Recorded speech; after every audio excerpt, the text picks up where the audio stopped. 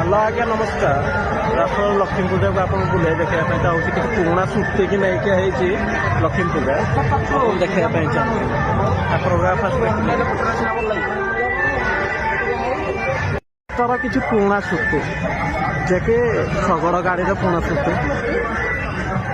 ସେକେଣ୍ଡରେ ଅଛି ଆମର ବିବାହ ବାହାଘର ଟାଇମ୍ରେ ଯେଉଁ ନିଅନ୍ତି ସେଇଟା କାଲିଙ୍ଗି। ଭଗବାନଙ୍କର ଜଗନ୍ନାଥଙ୍କର ଜୟ ଜଗନ୍ନାଥ।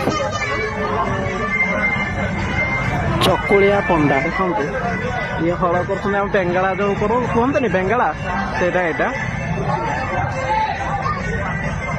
ତାପରେ ଏଇଟା ଚାଷ କାମ ପୁରା ହଳ କରୁଛନ୍ତି।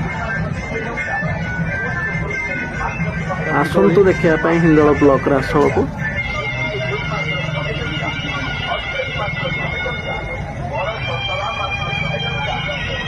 କିନ୍ତୁ ବହୁତ ବଢିଆ ଲାଗିଲା। ପୁରୁଣା କାଳର ଭାଗବତ ଗୀତା ଟାଇପର ଭାଗବତ ପାଠ ପଢା ଚାଲିଛି ଗାଁ ମୁଣ୍ଡରେ।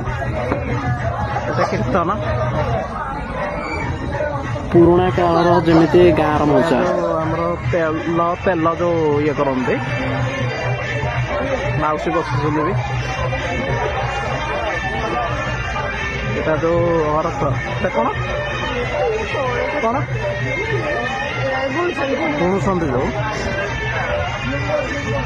ଏ ଯୋଉ ଲୁଗା ଫୁଗା ଯୋଉ ବୁଣନ୍ତି ମାଉସୀ ବୁଣୁଛନ୍ତି।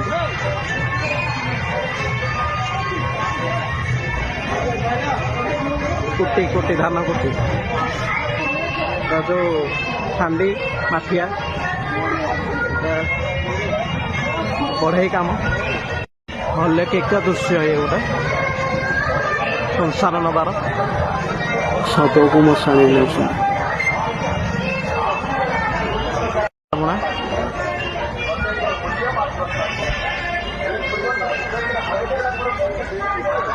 ବହୁତ ବଢିଆ ଲାଗିଲା। କିଛି ପୁରୁଣା ସ୍ମୃତିକି ନେଇକି ଏଇଟା ବହୁତ ଭଲ ଲାଗିଛି।